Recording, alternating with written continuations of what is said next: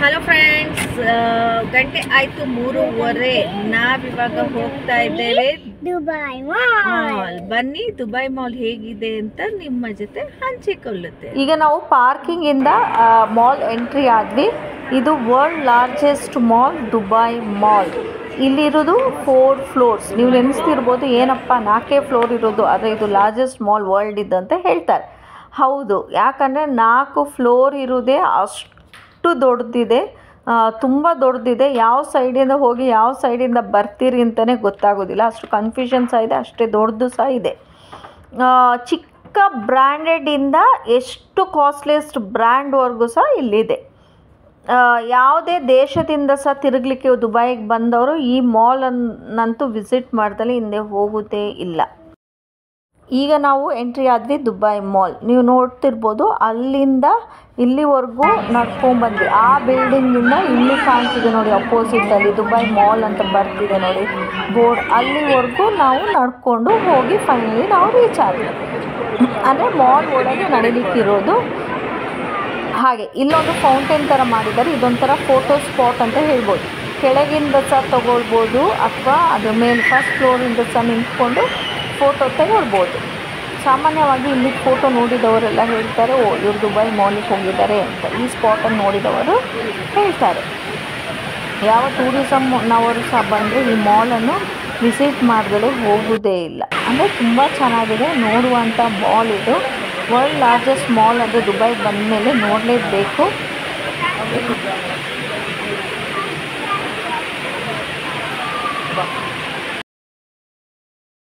ನೋಡಿ, ಇಲ್ಲಿ ice skating ಸಹ ಇದೆ. ಐಸ್ ಸ್ಕೇಟಿಂಗ್ ದೊಡ್ಡವರಿಂದ ಚಿಕ್ಕವರವರೆಗೂ ಆಟಾಡ್ತಾ ಇರ್ತಾರೆ. ಮಕ್ಕಳಿಗೆ ಒಂದು ಟೈಮ್ ಪಾಸ್ ಅಂತ ಸಹ ಹೇಳ್ಬೋದು.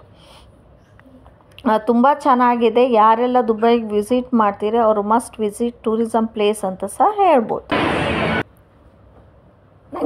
ನನಗೆ ಇಡೀ ಮಾಲನ್ನೇ ತೋರಿಸ್ಲಿಕ್ಕಾಗಲ್ಲ. ನಾನು ಇಡೀ ಮಾಲ್ ತೋರಿಸಿದ್ರೆ ಒಂದು 10-20 ಲಾಗ್ ದುಬೈ ಮಾಲ್ದೇ ನೋಡಬೇಕು ಅಷ್ಟೇ. ನಾನು ಎಲ್ಲೆಲ್ಲಿ ಇಂಪಾರ್ಟೆಂಟ್ ಕ್ಲಿಪ್ಸ್ ಇದೆ ನೋಡಿ, ಅದನ್ನು ಮಾತ್ರ ನಾನು ನಿಮ್ಮ ಜೊತೆ ಶೇರ್ ಮಾಡ್ಕೊಳ್ತಾ ಇದ್ದೇನೆ.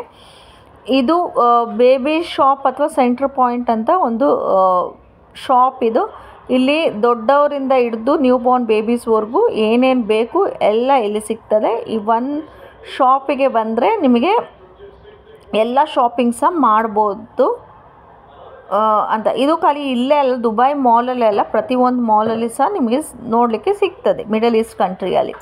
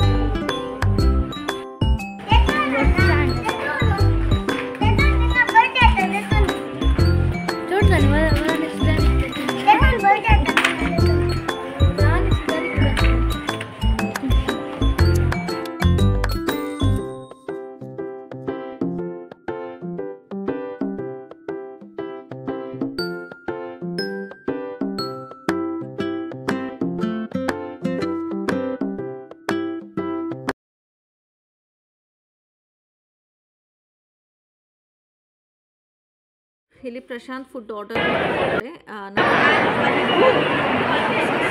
ಆಗಿತ್ತು ಎಷ್ಟು ಸಹ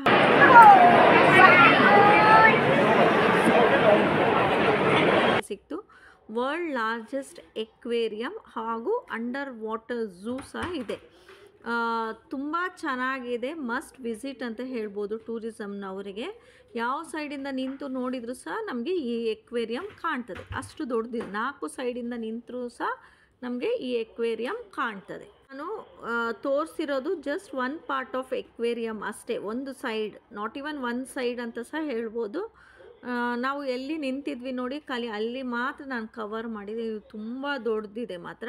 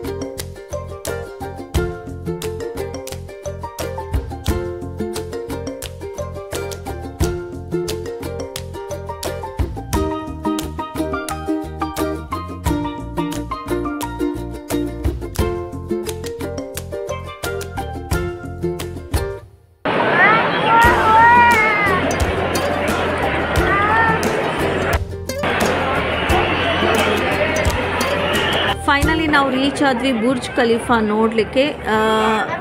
ಈ ಬುರ್ಜ್ ಖಲೀಫಾವನ್ನು ನಾವು 163 ಫ್ಲೋರ್ಸ್ ಇದೆ, ಹೊರಗಿಂದ ನೋಡ್ತಾ ಇದ್ದೇವೆ.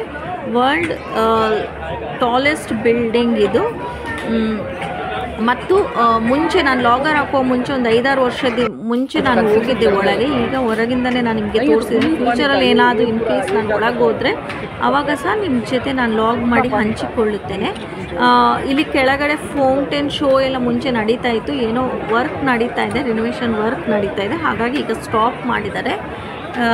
ಮುಂಚೆ ಎಲ್ಲ ದಿನಕ್ಕೆ 4-5 ಸತಿ ಫೌಂಟೇನ್ ಶೋ ಸಹ ಇಲ್ಲಿ ನಡೀತಾ. ನೋಡುವ ರೋಡಿಗೂ ಈಗ ನೋಡುವ ರೋಡಿಗೂ ಎಷ್ಟು ಡಿಫ್ರೆನ್ಸ್ ಇದೆ ಅಂತ ನೀವೇ ನೋಡಿ.